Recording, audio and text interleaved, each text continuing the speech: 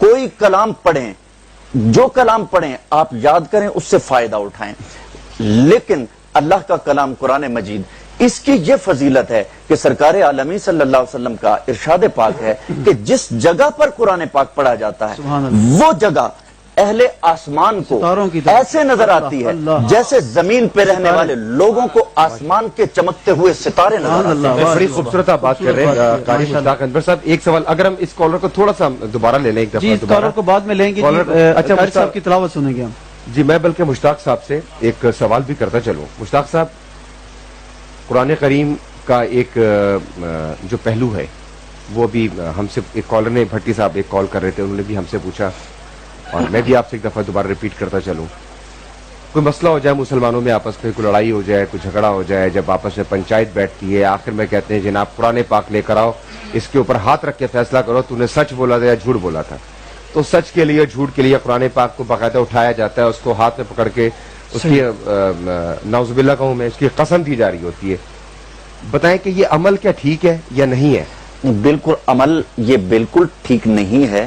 اس کی وضاحت تو ویسے بڑے خوبصورت انداز میں نقشبندی صاحب نے دے دی ہے، لیکن قرآن کریم کو ایکچوئل درمیان میں لانے کا ایک مفہوم ہمارے ہاں یہ بھی لیا جاتا ہے کہ جب قرآن آ جائے گا تو پھر صاحب قرآن کی طرف توجہ جائے گی، جب قرآن کریم آ جائے گا تو اسوہ سرکار عالمی صلی اللہ علیہ وسلم کی طرف توجہ جائے گی۔ سرکار صلی اللہ علیہ وسلم کے اسوہ مبارک آپ کی سیرت مطہرہ کو دیکھا جائے گا کہ معاملات زندگی میں، آپ کی زندگی میں آپ کے ساتھ بھی غیر مسلموں کے جھگڑے ہوئے، معاملات ہوئے تو کس طرح سے ہوئے، تو سرکار صلی اللہ علیہ وسلم کے اسوہ مبارک کی طرف لوٹنے کی ضرورت ہے۔ بہت اچھا، آپ تلاوت کے لیے کیونکہ ہمارے ایک دوست نے کہا ہے تو آپ تلاوت فرمائیں کیونکہ وقت ہمارے پاس مختصر ہے۔ تو جی میں چاہتا ہوں کہ آپ دور سے تشریف لائیں تو ہمارے ناظرین آپ کی خوبصورت آواز سے محظوظ ہوں۔ جی بالکل، اور آپ ہوں، تلاوت آج کا موضوع ہو اور تلاوت نہ ہو تو یہ سارا پروگرام موقع بھی ہے اور یقین اس پروگرام کا دستور بھی ہے۔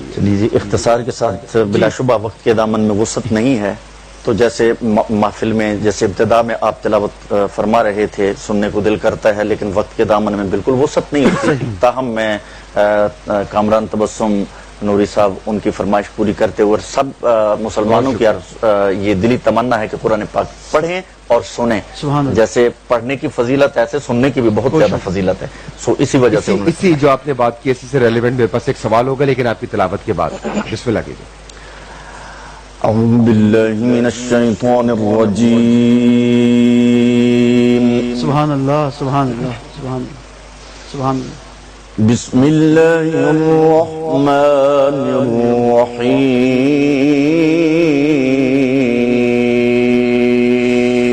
الرحیم۔ سبحان اللہ، سبحان اللہ۔ والضحى والليل إذا سجى ما ودعك ربك وما قلى وللآخرة خير لك من الأولى۔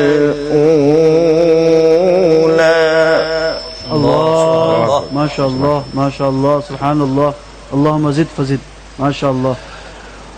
وَلَلْآخِرَةُ خَيْرٌ لَكَ مِنَ الْأُولَى وَلَسَوْفَ يُعْطِيكَ رَبُّكَ فَتَرْضَى۔ اللہ اللہ، ما شاء اللہ، سبحان اللہ۔ أَلَمْ يَجِدْكَ يَتِيمًا فَآوَى وَوَجَدَكَ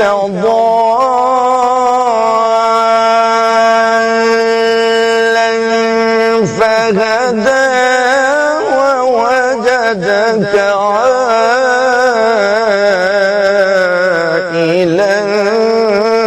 فَأَغْنَى۔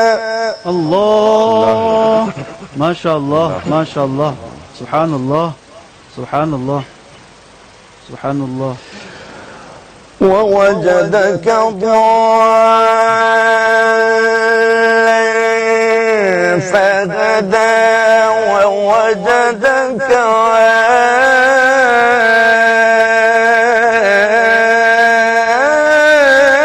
عائلا فأغنى. اللہ ماشاءاللہ ماشاءاللہ مستعلیق ماشاء اللہ بہت خوب ماشاء اللہ قاری صاحب سبحان اللہ. ووجدك ضالا فهدى ووجدك عائلا فأغنى فأما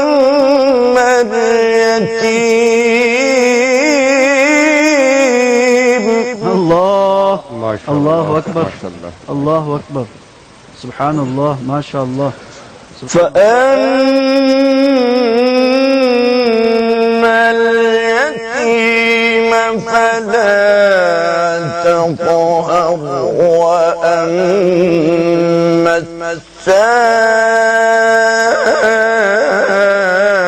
السائل فلا تنهر. اللہ اللہ سبحان اللہ. فأما اليتيم فلا تقهر وأما السائل فلا تنهر. ماشاء اللہ. وأما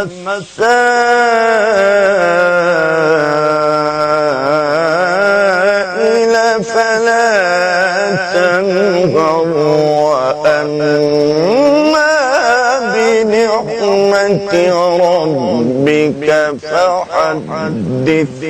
اللہ صدق الله العظيم وبلغنا رسوله النبي الكريم.